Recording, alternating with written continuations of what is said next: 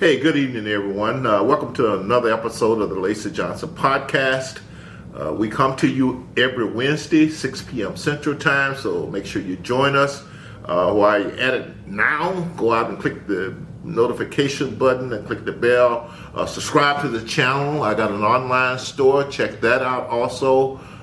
There's some nice little souvenirs with some mugshots of me out there. I think you'll kind of like that. So check out the online store. You can also donate to the podcast. Just go out and donate also to the podcast. So all those three things, go out to Lacyjohnson.com and support what we're doing here. I'm very excited this evening with our guest.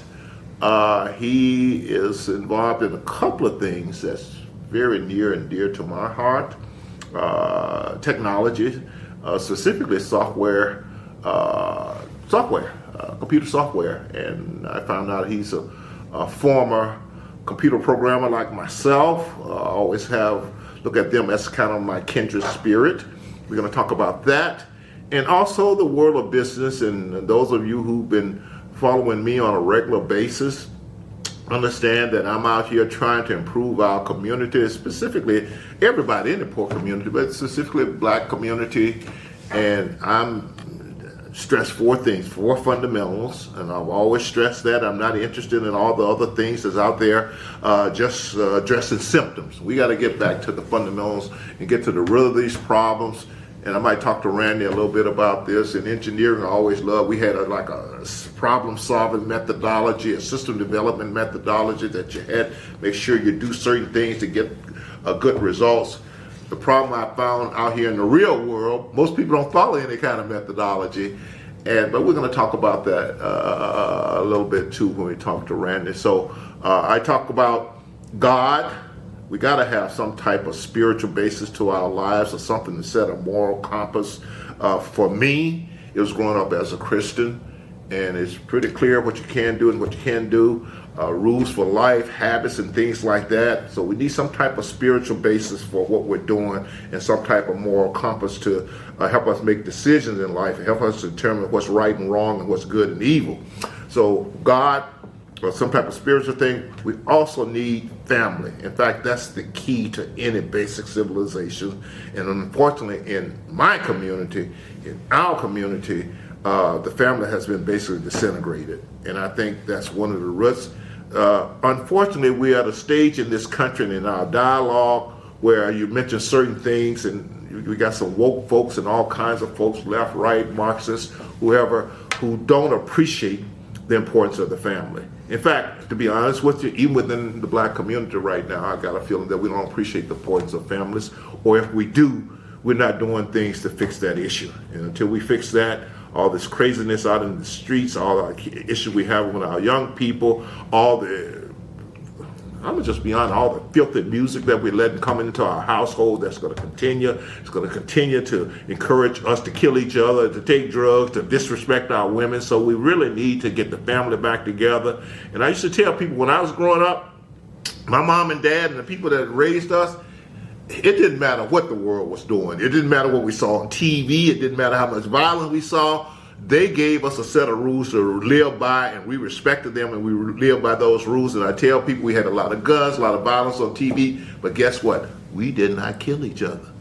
And so those type of things are important. I remember that lesson. I never forgotten it. So let's talk about God. We talk about family, education.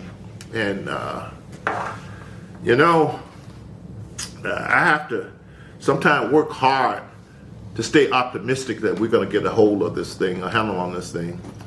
And the main reason for my tendency towards pessimism, and by the way, pessimism isn't a spirit from God, by the way. If you're faithful, you're hopeful. But every once in a while I get into that rut, and it's mainly because people don't know that much. And I'm speaking about myself too, by the way. And I think I know it quite a bit, but the interesting thing about knowledge is the more you know, the more you realize what you don't know, how much you don't know. And so we really need to stress education. I think when I was growing up, and I'm still a believer in that, we would make sure you knew math, make sure you could write and you could read. Nowadays, with where we're going, and I've talked about this in previous podcasts, who control our education system and where that's going. Nowadays, kids can't read, they can't write, they don't know math, but they know critical race theory and all that other stuff that's not going to get them anything. And I'm a constant refrain here. What our public education system is doing to a lot of poor inner city black kids is training them to be protesters.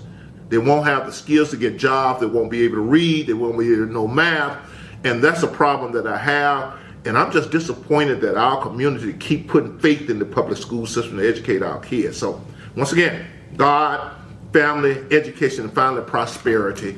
And that's a good segue into talking to my current guest here today.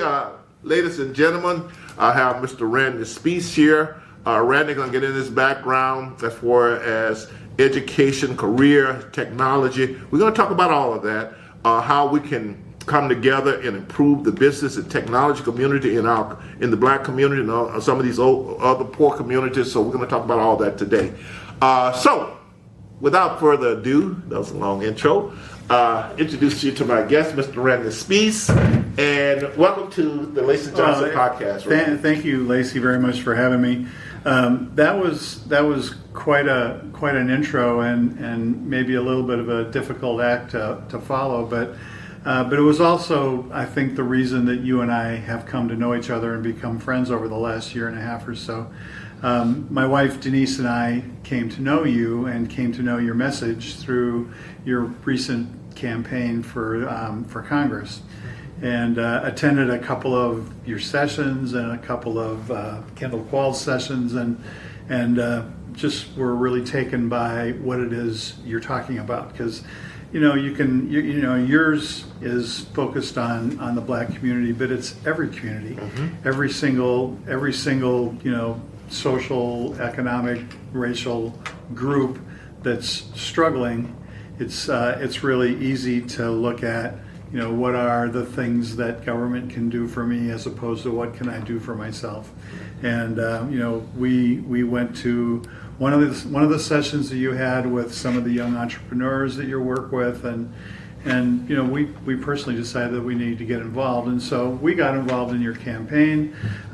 Denise, more than me, I can't take credit for all the door knocking and stuff that she did for your campaign, but and then of course we've gotten to know Betty as well. So appreciate the opportunity to do that, and we'll talk about this a little bit later. But now we're business partners, so GeoPrize and UBX are in a formal business relationship. So thank you for having me. I'm excited about the opportunity to talk about GeoPrize and GMX, but looking at the agenda you've put together, you're going to ask me to talk about me too. Yeah, I'm going to actually talk about you too. We got to get the audience to know you a little bit. I should say, while I'm thinking about it, Randy and his wife Denise invited me and Betty out to dinner one night, and where I'm going with this is that I'm not a heavy drinker. I don't hard stuff.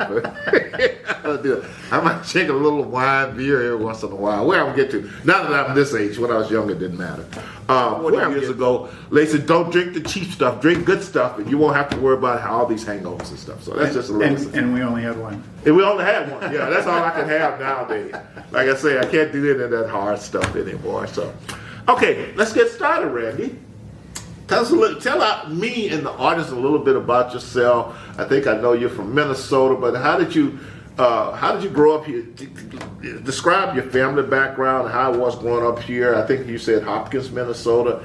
And the second part of that, and I'm not going to give you no more than 2 questions at a time, is that what happened while you were growing up that could have anticipated where you are now as far as your career and your family situation? So just tell the audience a little bit about yourself, and you can edit yourself. I'm Sure. not gonna edit you, Sure. okay? So I was actually born in Ames, Iowa. My father was attending Iowa State University when I came along, and he was in an engineering program at Iowa State. He took a job with the Donaldson Company in St. Paul, and so we moved to St. Paul in probably 55 or 56, and we were living in the neighborhood that was actually demolished so that they could make Interstate 94. I can't remember what they call it. Rondo? Rondo? Yeah, I think. Were you living in Rondo? I think we were living in Rondo. Okay. And then ended up back in, I should say, Donaldson Company sent him down to Chillicothe, Missouri. So we were in Chillicothe, Missouri for some time, and then he left Donaldson and took a position with Farmhand and moved us to Hopkins. Okay. And so I grew up in a neighborhood very close to what's now called Hopkins High School. There was, a Hopkins High School in Hopkins, actually in Hopkins, because what's now called Hopkins High School is actually in Minnetonka. Okay, sure. Yeah. So then there was Hopkins Eisenhower and Hopkins Lindbergh, and I went to Hopkins Lindbergh, graduated in 1973, attended University of Minnesota for 2 years. Wasn't successful in my first attempt at college. Wasn't really prepared or mature enough to go to college, and ended up in the Army. So I enlisted in the Army in 1975. I'm considered a Vietnam era veteran. However, I reported for basic training after the evacuation of Saigon. So I've never had any even after in later years any opportunity to visit that country. Although Geoprise has a client in Vietnam that we work with. Any rate. Attended the University of Minnesota, spent some time in the Army, earned the GI Bill, which was really the main reason that I wanted to be in the Army. But I had a pretty interesting Army experience. I was in Fort Hood, Texas, in the 1st Cavalry Division. I was in military intelligence, and then I went to West Berlin. So I was in West Berlin in 1977 and 1978, which was, of course, when the wall was still there. So I always tell people I'm a veteran of the Cold War, because we had the Russian cars driving by and taking pictures of us all the time. But I was a still photographic specialist, and so with military intelligence, it was primarily aerial photographs for intelligence about battlefield positions and equipment.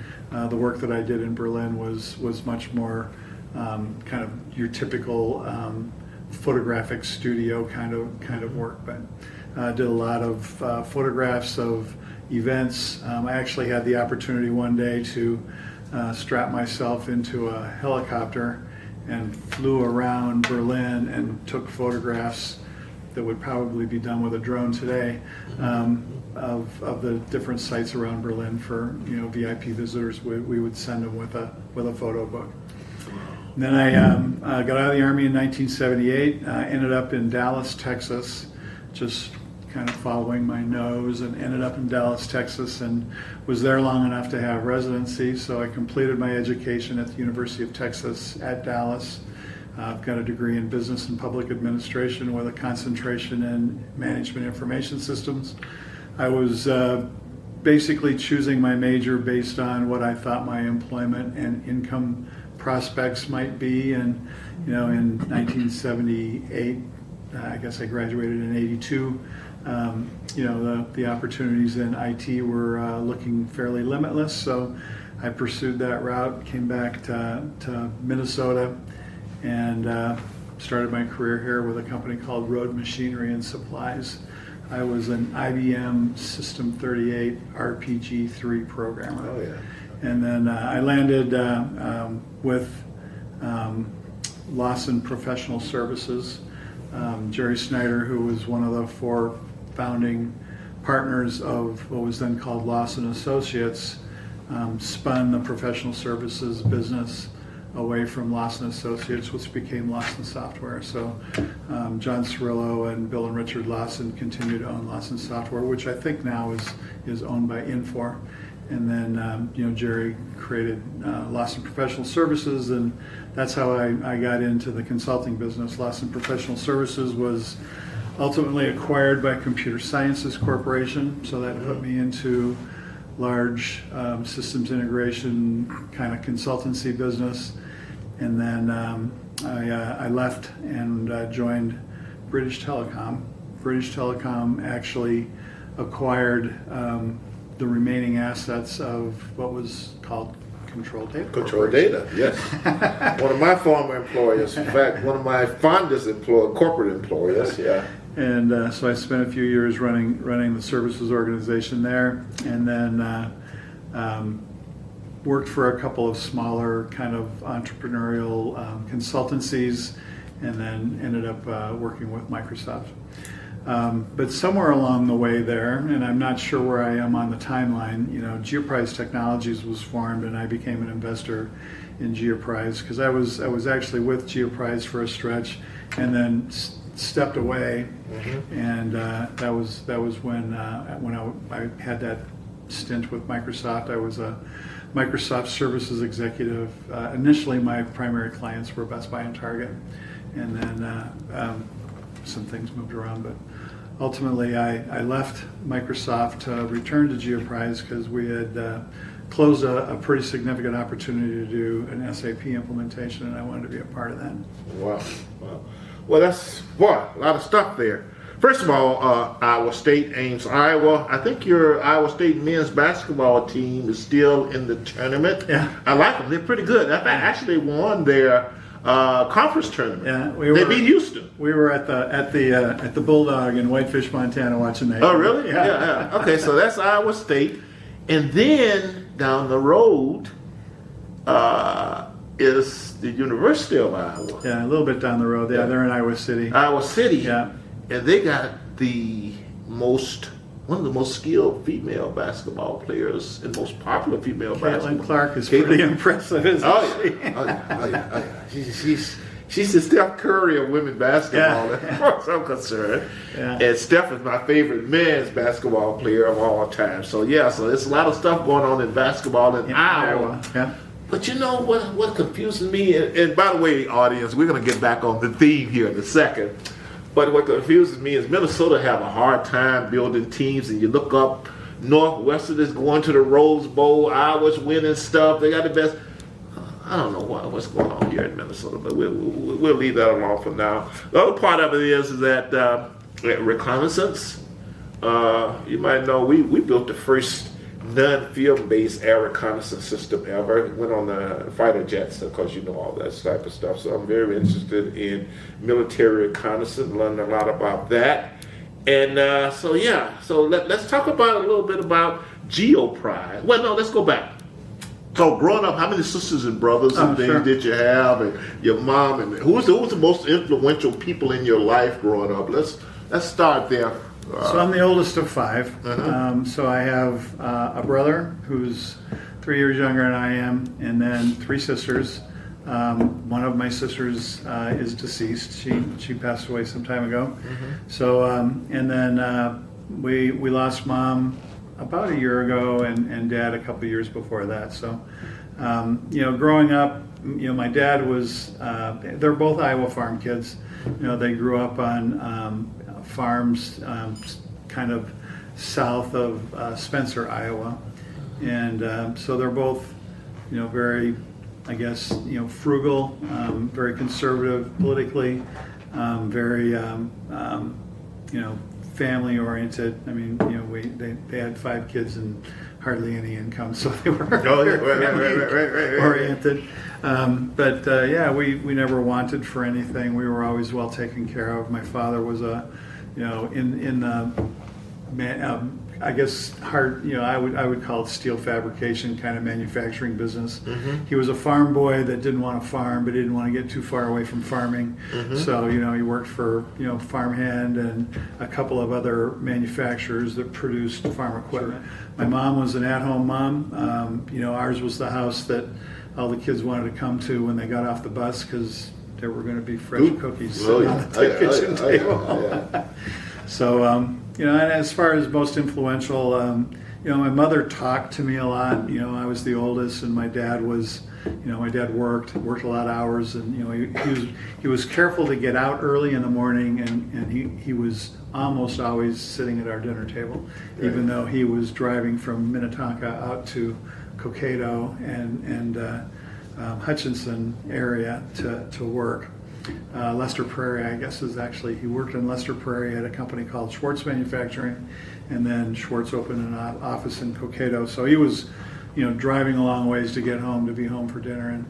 But I was always impressed with, his work ethic, his I guess their frugal nature still lives within me. Sometimes it drives Denise crazy, but it still resides in me.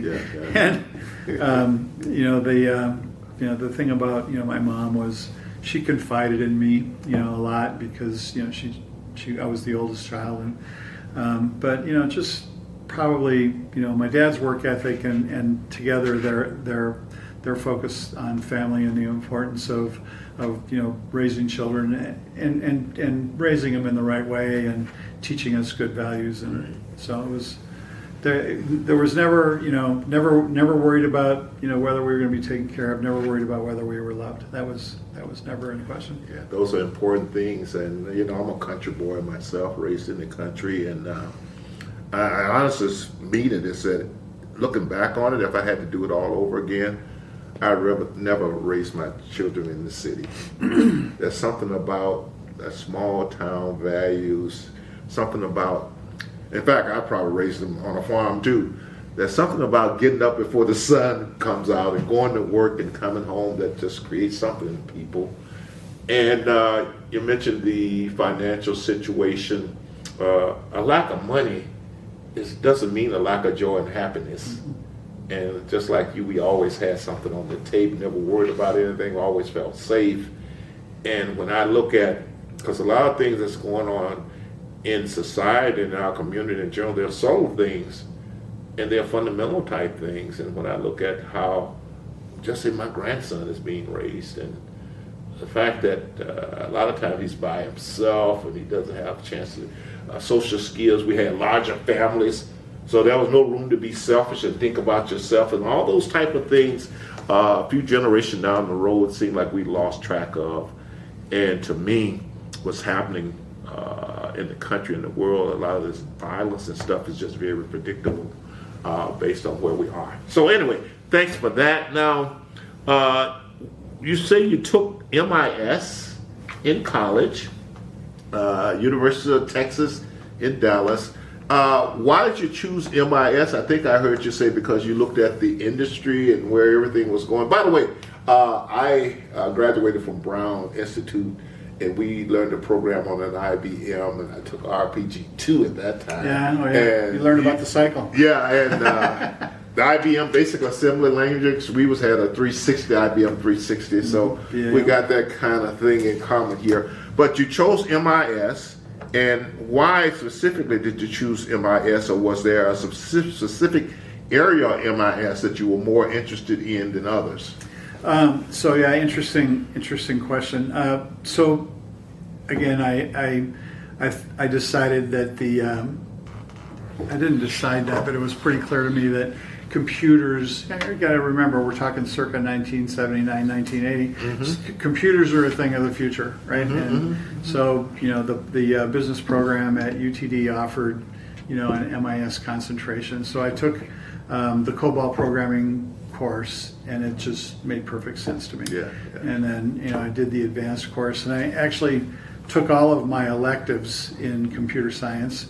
In fact, I was in so many of the computer science classes that the computer science kids were horrified to learn that I was actually a business major.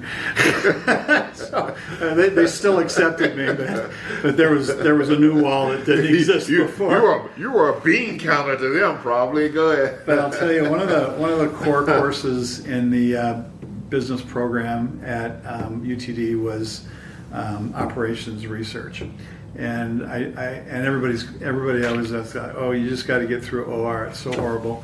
Well, I took OR and absolutely loved it. And in fact, if I had anything to do over again, it might have been at that point in time to kind of rethink my major, because the whole idea of and you look at how important any kind of supply chain management is today. That was really all what that operations research really was, and linear programming, but I just ate it up. Nobody could understand the instructor because he was from India. Oh yeah, but he was brilliant. And I was in his office all the time, and the main reason I selected a technical orientation, first of all, it suits my personality well. I kind of like work where I can seal myself off and just focus and concentrate on something.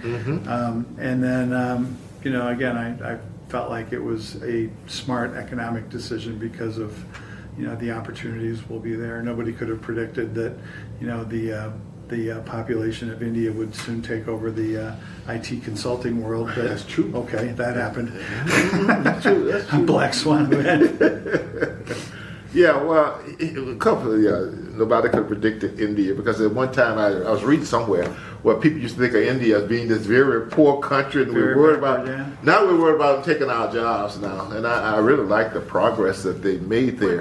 Well, you mentioned all the different companies you work for.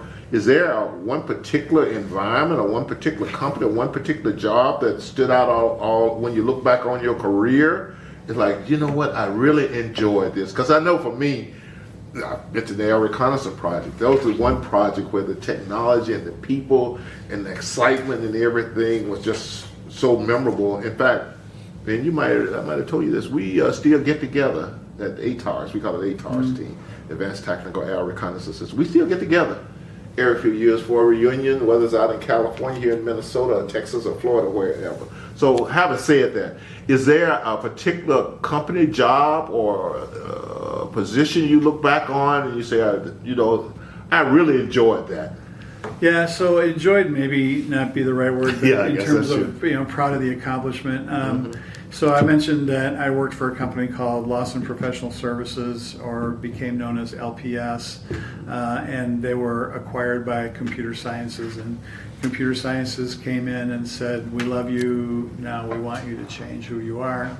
And so we had to, as a management team, transform the organization from a pretty much a technical staffing business to a consultancy that could deliver, risky projects. And, Right. the only way you can do that is to change a lot of the capabilities of the staff, either by training staff to do something other or bringing in people that have that kind of experience, and we did a combination of both. But you're not gonna be able to do it with the same customers you have. You're literally going to have to change who your customers are. So, we had to, over a period of 3 or 4 years, do a pretty major retool of who we were as a company. And we were about, I'm going to say about 220 billable consultants at the time that we were acquired. The head count went down to about 125 and then built back up to about 175. So that was about a 3 or 4 year stretch of time to accomplish that.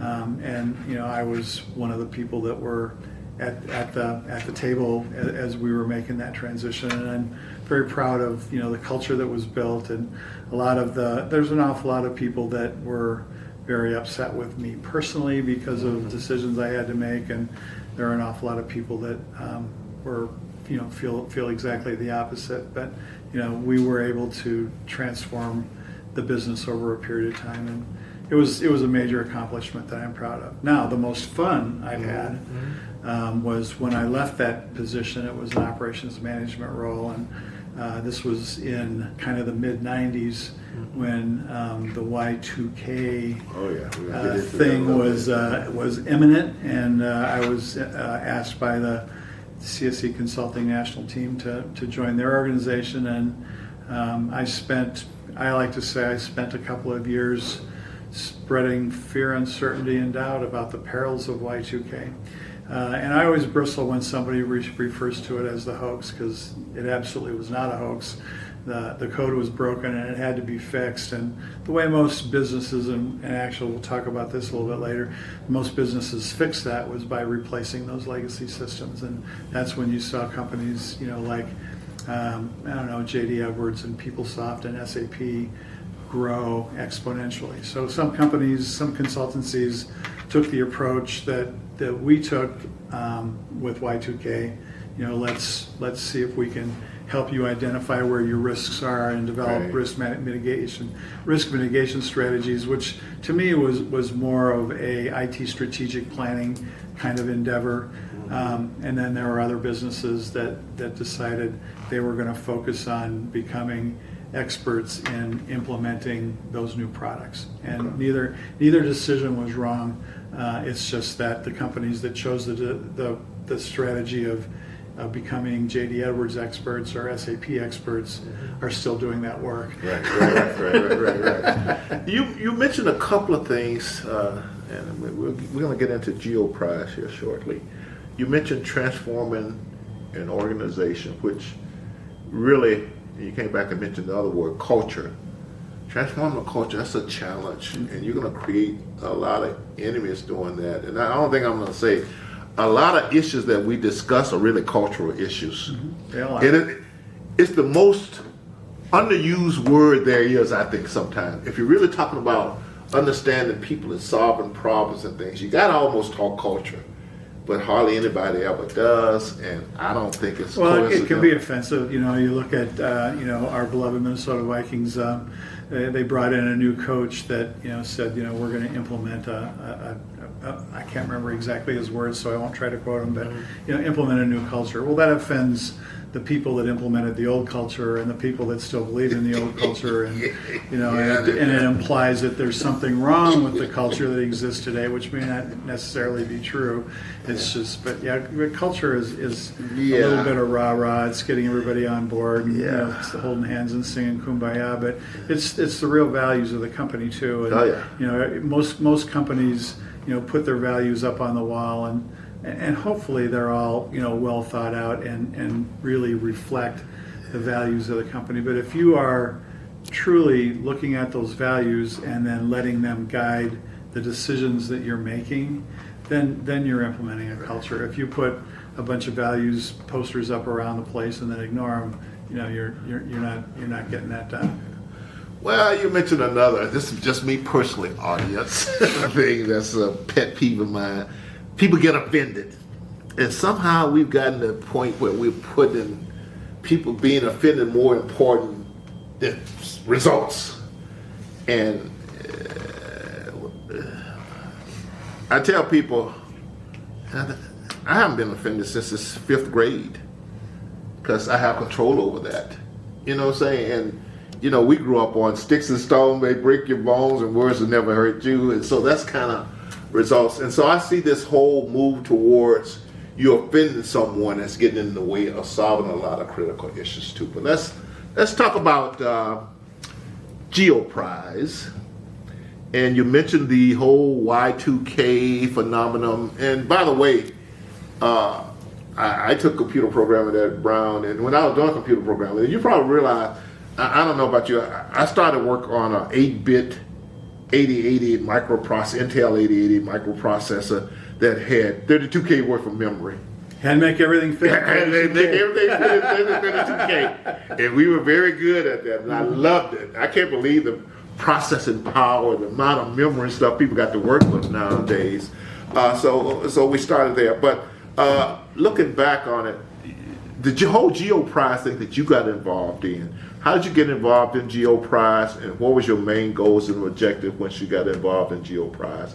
And by the way, the Y2K, when we was involved in that, and I was one of those people who thought that it was overblown, but you're gonna straighten me out on that, because a lot of stuff they thought that was going to happen as a result of Y2K didn't happen, and maybe it was because of some companies like SAP and places like that coming up with all this great software.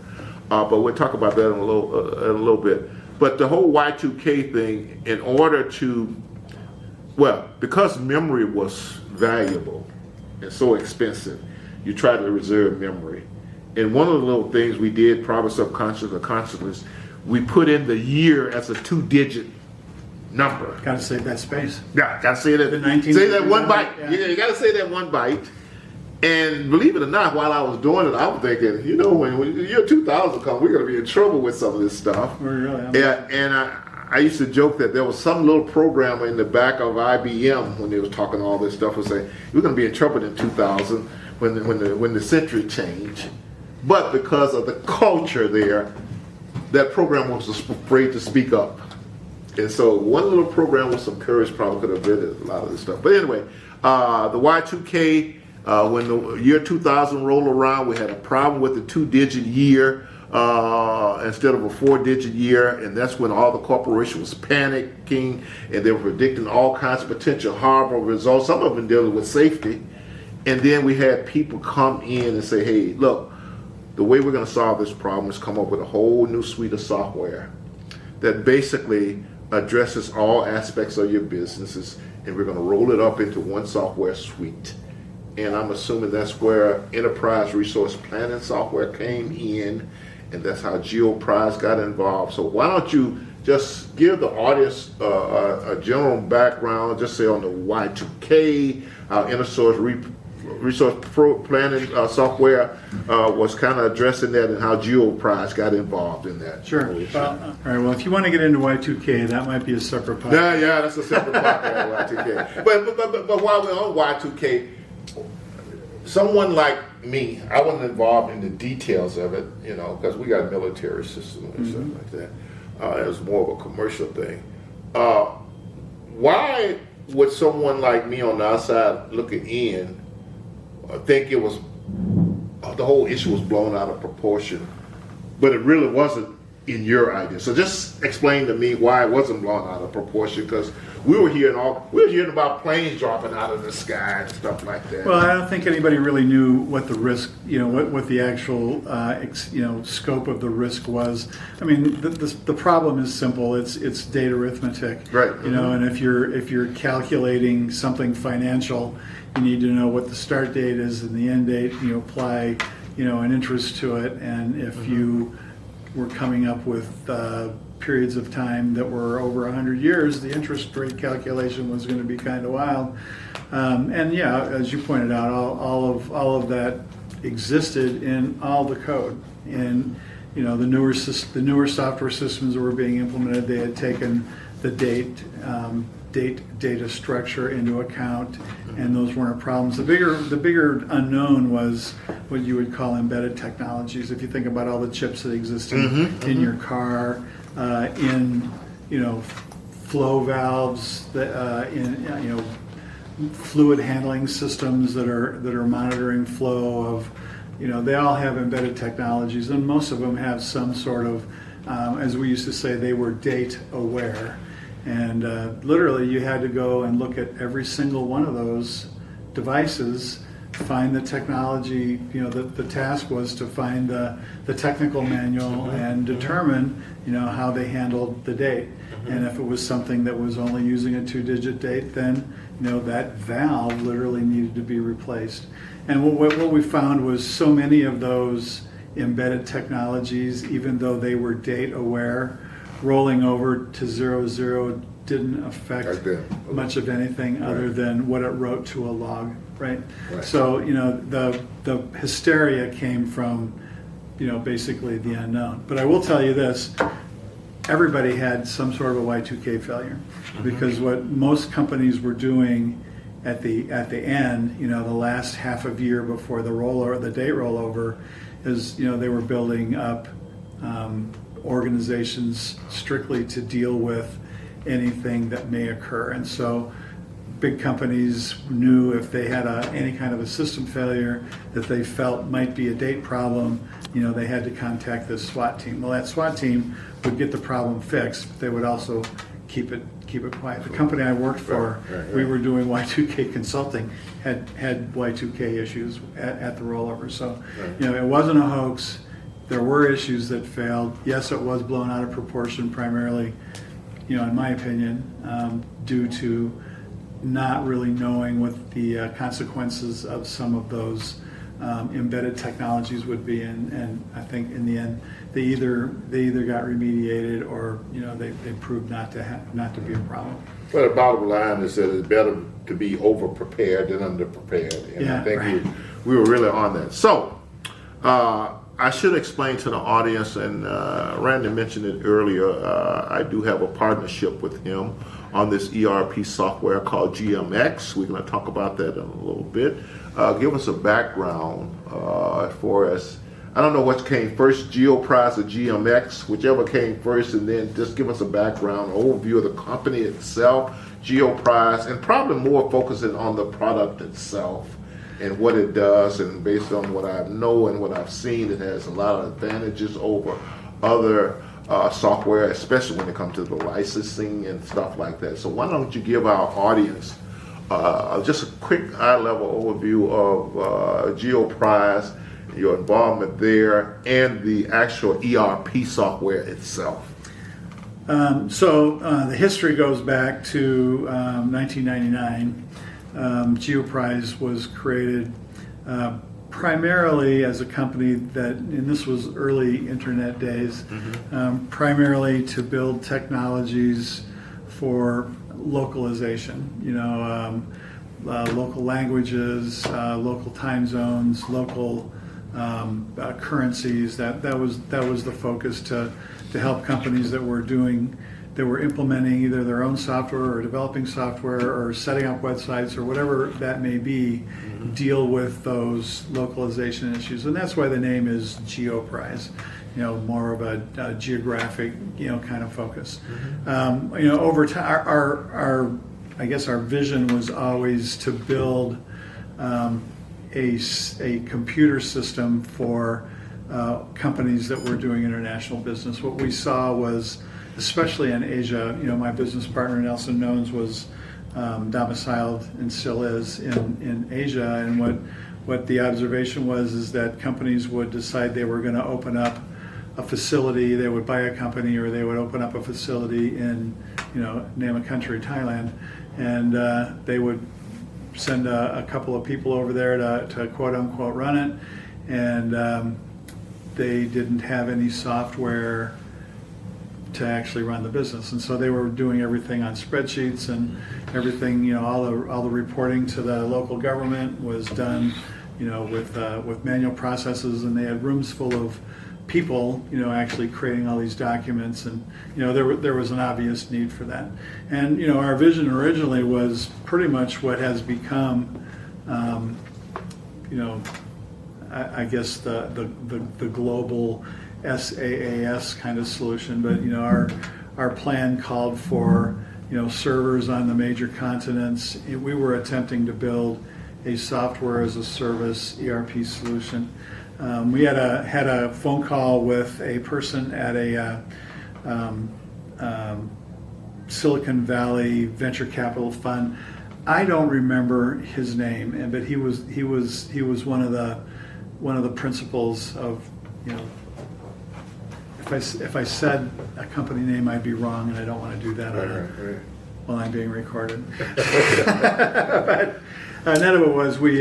He was kind enough to spend about an hour and a half with us, hearing our story. And when we finished, we asked him what he thought, and he said, you need to turn down the heat in the oven because you're going to burn the cookies. So we had a little processing to do to understand what he was saying. But shortly after that, you saw the big three, Google and Amazon. Of course, Amazon was not big at that point in time. Amazon Web Services and Microsoft start to deploy, this public infrastructure, if you will. And so now, looking back on it, it was kind of a bullet dodged. But anyway, we became a business partner of Aprizo, where we were attempting to sell and implement their flagship product, FlexNet, in Southeast Asia, because strategically they had made the decision to focus on China, and they needed help with the rest of Southeast Asia. So we became their partner to sell and implement FlexNet. Is this because you already had contacts in business contact in Southeast Asia? Yeah, Nelson was domiciled there, and he was actually the functional architect of FlexNet. So nobody in the world actually knew more about it than he did. So we felt we were well positioned to do that, and we had a couple of nice opportunities that didn't close, primarily because their primary ERP vendor made them a deal they couldn't refuse, and so it became. Our strategy all along was, let's do this as a way of generating income while we're putting together our product. Right. And so we began, building GMX. And so when we went about looking to build GMX, there were some things that needed to be kind of a part of the bigger architectural landscape, and that was, we wanted to build it on a framework. We were looking for an information engineering framework that did certain things. And we found Radicor. Radicor is a London-based company. Tony Marston is our third partner that is the owner and the developer of Radicor. We found Radicor, we made that our framework, and then we started building out, I guess, supply chain management, inventory management, logistics capabilities on top of that framework. And so we were going to market primarily as a supply chain execution solution. We got to a point where we were not successful closing business because we didn't have the financial pieces. And so Tony and Nelson and I made the decision to build out general ledger, accounts receivable, accounts payable, and fixed assets in GMX on top of the framework, which we've done, and it's completed, and it's been completed for some time, and frankly working quite well. So we now have in GMX a complete, fully integrated ERP solution. The thing about it is ERP has existed really since the 90s. Gartner Group initially coined the phrase ERP, and the systems that are in existence today, even the new ones, the quote-unquote new ones that are being delivered by a software as a service or by newer companies, are really based on that old 1990s architecture. And there's some basic fundamental flaws in that. The main thing we always point out is in 1990, most large enterprises were vertically integrated, meaning that they either produce the materials that they use to create their products, or they source them in some way, but they did everything from sourcing the materials, through the production process. They did all the design work, and they packaged it and sold it directly to their customers. So completely vertically integrated. What you see today, and actually have for some time, is just the opposite. Apple doesn't really make any of its own products. When I was involved in the Y2K program at the Pillsbury company, I would meet with executives at Pillsbury, and they would typically tell me they were brand managers. They weren't putting the Haagen-Dazs ice cream in the package. Somebody else was making the ice cream and putting it in the package, and they weren't putting the peas in the can. Right. They were out selling, Green Giant, products. So the whole idea of this horizontal integration is not new, but it became more and more prevalent as time wore on. And another client that we've done a lot of work with in San Jose is a microchip company called Credo, and Credo implemented GMX for their supply chain management capabilities, and the things that GMX was able to do for them that they weren't able to get from any of the other products that they considered was ownership of their product in their inventory. In other words, you lose sight of inventory that either is consigned to a third party, for so the microchip process. They don't actually make the wafer. They get the wafer from TSMC or one of the foundries. The wafer has the chips in it. They're actually die. The wafer is then shipped to a third party that's going to slice the die, and we know that from other conversations we've had. And point of it being is that if the inventory is being held by a third party, most ERP systems have trouble doing that.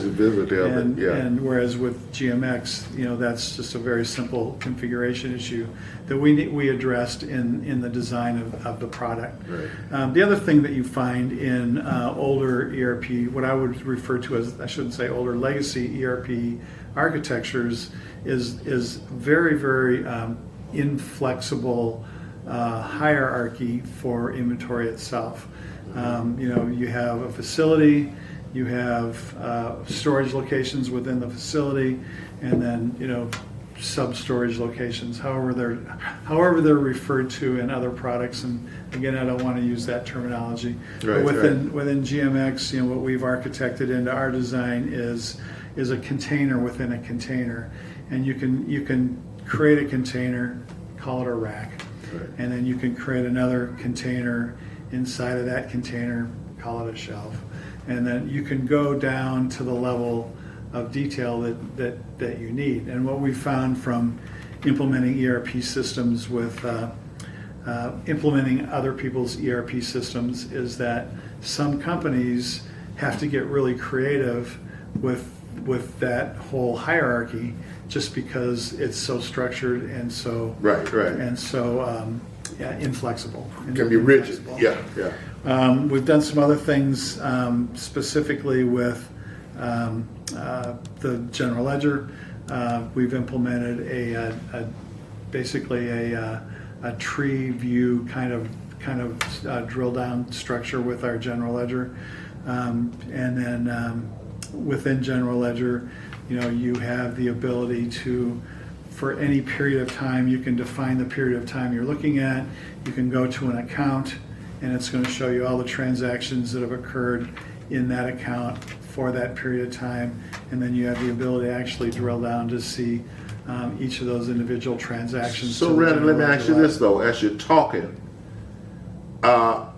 it sounds like these are competitive edges of GMX, Well, or how does this relate to other ERP systems out there? So it's the better mousetrap idea. Yeah, okay, I mean, okay, you can okay. say ERP has existed for a long time. Right. It works perfectly fine. But there are some things that have caused businesses to have needs that they may not have had when Right. the original architecture was put in place. And I think with regard to the general ledger, one of the most interesting innovations that we have is what we call the perpetual ledger. And with most ERP systems, when you close out a period, maybe not a monthly period, but like a fiscal period, you have to actually get all the transactions in, you have to close, you have to then transfer the balances for your balance sheet accounts to the next year before you can open. And what we've done with our data architecture is without going into too much technical detail on how we did it, but the net of it is that GMX keeps basically a rolling balance of your balance sheet items. So at any point in time, you wouldn't want just anybody doing this, but a CFO, for instance, could reopen a closed period. Maybe there's a transaction that's incorrect, or there's a need to enter a transaction, or they want to look at data, whatever that reason may be. They can literally reopen a closed period, inspect the data, pull whatever it is that they need, and then close it and go back to the current period, and it continually updates whatever its balance is. So you can have your closing period 4 of your fiscal year, the calendar rolls over to the first day of the month of the next period. Work can continue. There's nothing that's going to keep you from continuing doing what you're doing, even though you haven't completely closed this period. Right. And the perpetual ledger is going to maintain all those balances. You make a change, even though the accountant is still working in the previous period, which isn't closed. The work that's being done in the current period is continually being tallied, and the balance sheet is reflecting that number. The CFO or the controller or whoever it may be may make a change in the previous period. The next time that you look at that balance in the period that you're working in now, it's going to reflect that change. So it's the system maintains all that without going through that. Right. I feel like I'm kind of stumbling. No. It's a little bit difficult to explain. No, but basically what you're saying sounds like to me there's no required human intervention to close that year before you begin another year. I'm assuming that in the background somewhere the computer is keeping a timestamp on all the transactions and activities, and there's an algorithm that helps with that whole process. You have to actually close the period. Okay. But it's just that in legacy systems, what you would do is, literally close the period, take all those closing balances and enter them as opening balances for the next year, fiscal year. And in GMX, the only time you enter those opening balances is when you first implement. Right. And after that, it's smart enough to know all that stuff. Yeah. Okay, that's good. So basically, what I'm hearing, and just for our audience out there, who's a lot of this is detailed technical talk.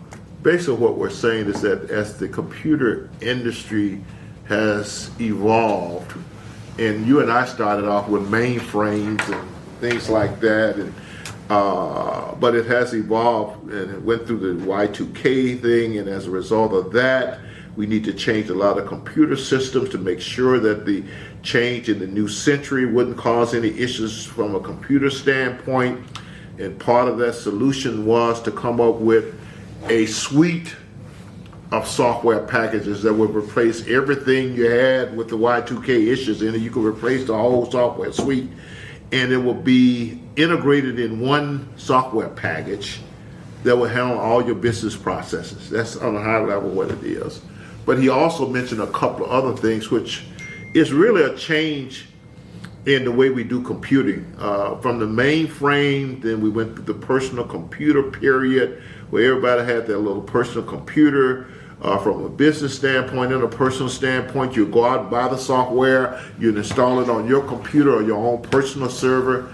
And then as the internet started evolving, we came up with something called cloud computing, where now you don't need to download everything on your personal computer. It's all executed on the cloud. Your data's on the cloud. Once again, that led to some things like ERP, which is, and he mentioned this earlier, software as a subscription, or some people just refer to it as SaaS, where you really aren't actually purchasing the software and loading it on your own personal computer. It's out there on the cloud somewhere. You're paying a monthly subscription for it. All your data's out on the cloud. So that's where we're at right now. And also, Randy mentioned all the different ERP vendors out there, some of them major. But the bottom line to me is this: if you're running a business, you need a computer system. And if you're going to afford it, the best solution is an ERP system that handles all aspects of your businesses. And so that's why you need to consider an ERP or a solution like GMX. Now, I mentioned this and hinted at this earlier, and I really love this because, once again, I was in charge of software licenses and stuff at one time in the corporate world. But what I love about this ERP GMX is that it's licensed on a per server basis. And a lot of licenses are structured as you add more users, it's going to get more and more expensive. This says that if you install it on your server, as many users that use that server can also be licensed to use that software. That's one of the things I love about it. So correct me, Randy, if I'm saying anything. I'm putting you on the hook here. So that's one part as far as the GMX ERP software itself. So any businesses out there, especially, well, a lot of times what kills startup businesses is they don't have the proper computer resources, computer system and business system to support the processes that they need. An ERP goes a long ways towards fixing that. And if you're in a business, you got to enter business, whether large, medium, or small, there's a need for some computer software. One more thing I'm going to say before I bring Randy back in. I just know look, people got these, because Randy mentioned these spreadsheets. You know, in the corporate world, after a while, I realized that spreadsheets are, in a lot of cases, they are the enemies. Because we got all these little crazy, we're not fully automated and as efficient as we can be. And I'm not going to mention anything. I worked for a company that was very key in its field of expertise. And the guy who was responsible for a lot of the financial stuff did everything in this gigantuous spreadsheet. And once again, if you're using a lot of spreadsheets, I can almost guarantee you that your computer system isn't what it needs to be, and you're wasting a lot of time, and there's a certain amount of inefficiency just automatically built into spreadsheets. In fact, I'm at a point now where I got to the point where I'm not even a fan of spreadsheet except for my own little personal little things I keep track of. So having said that, anything you got to add to that? Spreadsheet ERP is known as XRP. Yeah. So a couple of comments I want to make. Thank you for mentioning the licensing. The thing that you get with SaaS, software as a service, is a common code base. So every single company, organization that's using that product is using the same, basically, code. And most businesses have a need for some sort of customization. And I will admit that, not admit, but it's the SaaS companies have done a lot to make it possible for people to customize things in a certain way. If you need to make customizations to your database, that's a little bit harder. But the other piece of it is the data itself, and the data is going to reside in a multi-tenant database with everybody else's data, and of course, you trust that nobody's snooping your data, but they have your data, and they will all promise to give it back to you. But I shouldn't say they will all, but most will promise to give it back to you. But the big difference with the way we do GMX is that every single implementation is a separate instance. Right. We will implement it on a server behind a firewall in your facility if that's what you want. Our preferred way to implement is in a Amazon Web Services virtual private cloud, and then it's very secure, very very very secure actually. But it would be a customer's instance of GMX and their data. It's not jumbled with the rest of everybody else's data. We'll do a traditional perpetual use license. Some organizations, for accounting reasons, would prefer to do that because then they can take the investment in the software and the cost of the services and depreciate that over time. You can do a subscription license, which would be pure expense. Some organizations, for accounting and financial reasons, would prefer that. Obviously, you're going to get a better price. I shouldn't say obviously. You're going to get a better price for a longer-term commitment. But basically, our assumption is about a 5-year term. Okay. And then currently, what we're doing as a business is we're recruiting organizations like UBX to become reseller partners, reseller and implementation partners. And I was attracted to what UBX is doing, and we discussed this over dinner that you talked about earlier, where you discovered Woodford. The fact that you have UBX has these entrepreneurial businesses that I always refer to them as incubator companies, but we talked about how we could bring each of those incubator companies in as separate entities within GMX, and so as part of UBX, as part of the services they're providing these companies, could for a monthly service fee provide them with GMX, basically, run their business on. And we had to make some technical changes to GMX to accommodate that. GMX is designed for multi-company, so you can have a parent corporation and then multiple subsidiary corporations. All of the financials could roll up to the parent corporate reporting. Within that, there are certain portions that would be certain pieces of data that would be segregated. So, for instance, a subsidiary organization's financial data, would all be, partitioned so that they could only see it. Our architecture for GMX would be that our architecture for GMX is that anything that's considered master data would be visible to all of the organizations, the parent all the way down through. And so we had to make some modifications to GMX to make those, partitioned, but it's a capability that exists, that any organization could use if they didn't want the master data. We were working with a customer, large company that had a problem with replacement parts. They're in the pharmaceutical industry, replacement parts, and because they had separate instances of their ERP solution, there was no visibility as to whether, with GMX, that problem wouldn't have existed, because they would have had visibility to it. And the other problem they had is, since they were all separate entities, the same part could have been set up in 3 or 4 different places, with a different unique identifier, and nobody would ever really know that it's really the same part. And again, that's an issue with the way, or that's an issue that's solved with the way GMX is set up. But there's a lot of flexibility to it. We're currently looking for organizations, like UBX, that have probably consultancy type companies, IT consultancy companies, maybe have experience with implementing ERP.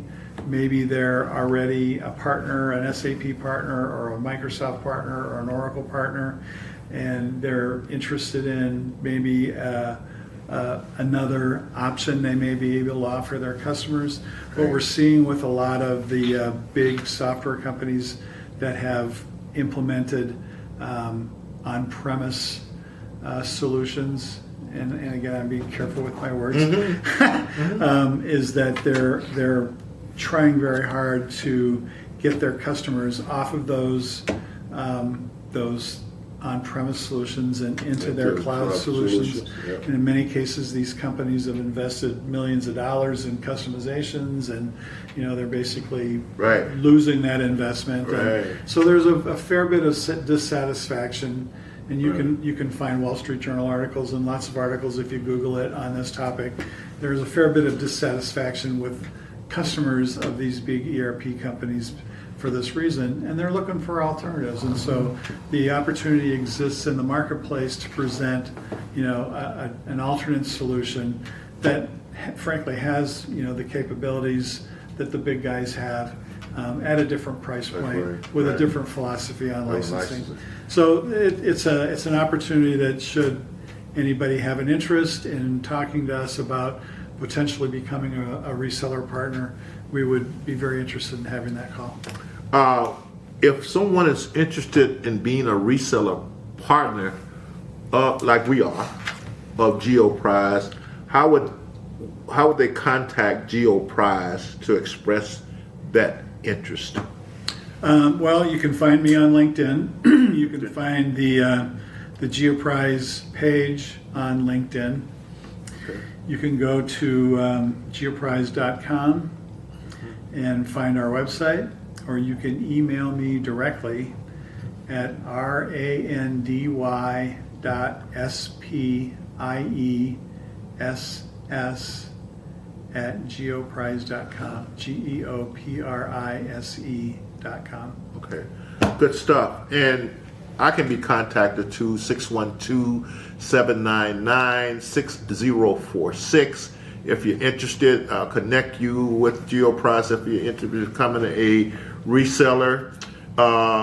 My basic thing is, and I'll just repeat, and we'd kind of go full circle here, is I'm looking to establish a global business, for-profit business environment in the inner cities, in some of these poor communities. And the ERP system that GeoPrize and I are partnering on, it helps with that goal. And I say to a lot of people out there who owns these companies, a lot of them own companies, and they have certain personal wealth, and the way they help the community is by giving grants and things like that. I really believe that we need to change our whole mentality about how we go about helping these communities. And I'm not putting down nonprofits, but that's not going to ever be the solution, folks. We got to have more for-profit businesses. And to me, the key thing got to be willing to compete, not be looking for people to hand you anything, not looking for everything to be fair. not dealing with what happened to you in the past. Let's go out here and compete and kick butt. And I think that products like GMX, this ERP system, help inner city companies, if they're willing to go out there and compete, help change the business environment from a non-profit. We're going to hand out, and you come back next year and get another grant. It's just dependent. And so I want anybody who's interested in really helping our business people consider GMX as your ERP system. Now, I know we've gotten into a lot of technical details, but anyone who's really interested, and you almost got to have some type of curiosity, go out and research Enterprise Resource Planning System and the whole history of that. I didn't know that Gardner Group came up with that phrase. I wonder about Gardner Group sometimes, but some of the phrases that they come up with. But it's out there. Do a research on the ERP system, and specifically go out to geoprize.com and look at what they have to offer with GMX. Good thing about it, Randy and I are working together right now. We're looking at business environment on the continent of Africa. I've been working with some African business people, and we're looking for companies over there that might need an ERP. The other great thing about it, and Randy mentioned it earlier, if you are, let's say, 3 small businesses, and you need software to run your business, if you can come together and pay, you can share the cost of a GMX installation implementation among the 3 of you. And I'm not getting into the cost, we'll talk about that later. You can share that cost, and each one of your businesses will have most, if not all, of the software you ever need to grow your business. The other good thing about it that I like is that the ERP system, it drives thinking and developing processes around how everything works, whether it's human resource, inventory control, whatever it is, that it instills that discipline to develop processes for your businesses. Because a lot of times that's what we're missing. We don't have the resources to hire all the experts and consultants to help us do this. GMX, if you can share that, you and 3, let's say 2 other small businesses get together and say, hey, we need a computer system. It offers an option for you to do that because of the way it's licensed. And I don't want to get you on the hook yet, Randy. If I'm wrong about anything, straighten it out. But that's what I think is part of the beauty of it. The other thing is that he mentioned also there's a lot of big boys out there who's in this same, shall we say, ecosystem. But GeoPrize offer the flexibility and the ability to turn on a dime of what you need. And one other thing that Randy pointed out that caught my attention, I hope it catches yours, a lot of these ERP systems, legacy ERP systems, have a lot of customization in it. And a lot of the companies with these legacy ERP systems, they are moving to the cloud. And they are doing certain things to help to encourage their current customer base to move to the cloud and lose all their customization. And some of the things that they're doing is probably not in the best interest of the customer. So I'll leave it at that diplomatic level, if you follow me. So Randy, so we have there's one YouTube video out right now that it's a little bit of a history lesson on the evolution of ERP and differentiators that exist with GMX. There will be more coming. I'm in the process now of writing scripts and putting things together and putting together the screens and so on.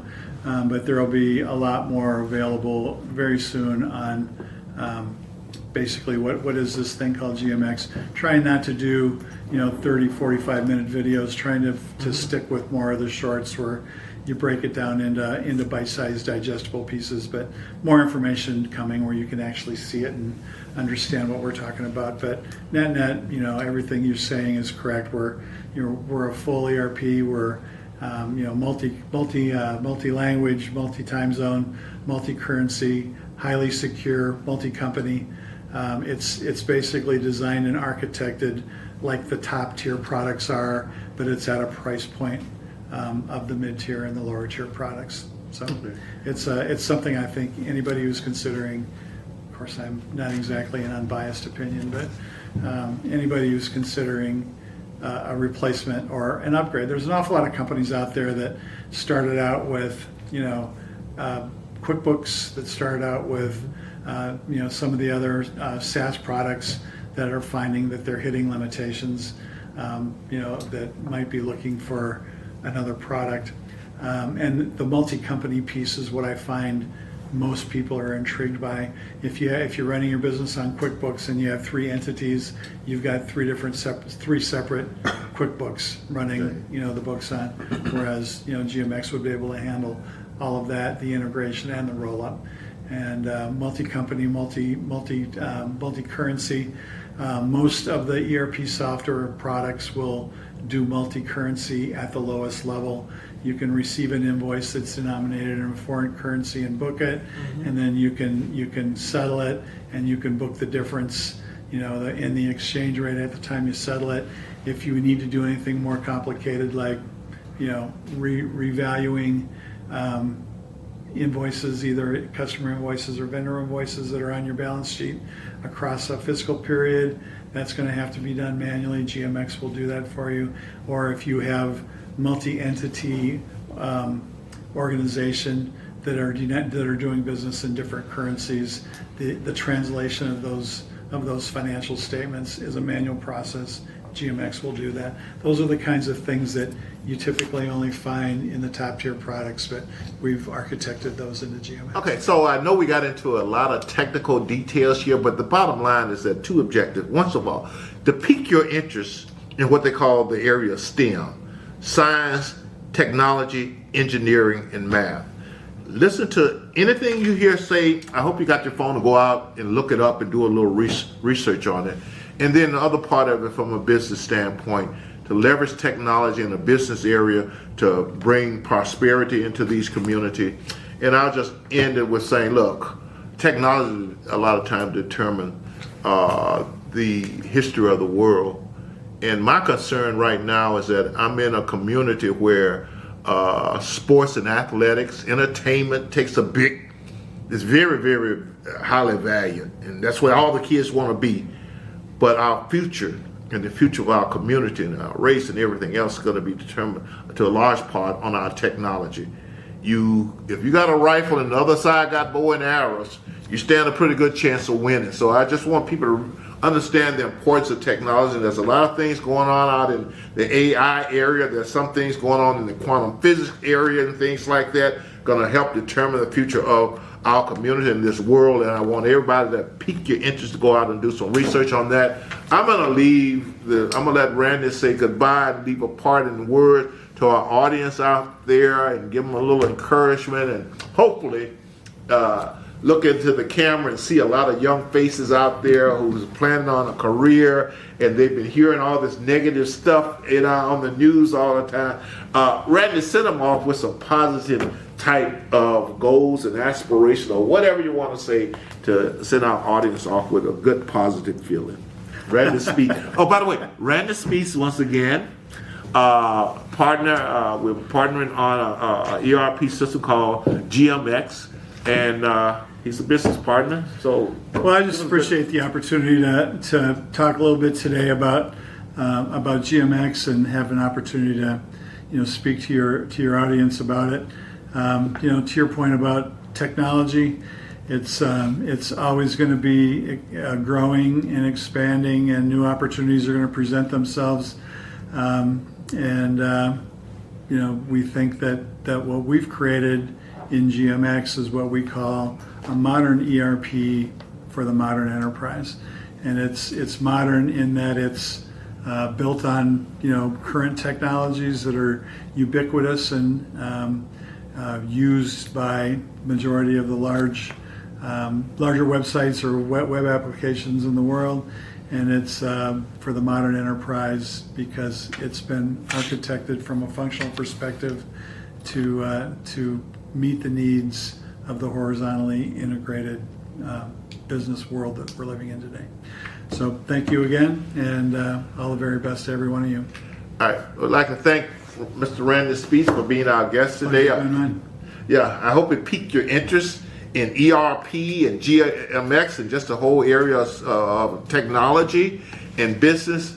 And once again, go out, subscribe to the channel, click the bell for notification, go to the online store. We want to hear your comments. If you want to hear more information about how we can leverage this technology to build your businesses or other businesses that you know for relatively inexpensive cost, go out and send me something in my comment at Lacyjohnson.com. Go out and check out my website, ubxcap.com, and Lacyjohnson.com. His website, geoprize.com. Thanks everybody for tuning in. Have a great day. We're here in the snow. We came to you in the snow and the rain, the snowstorm in Minnesota, just to come to you today.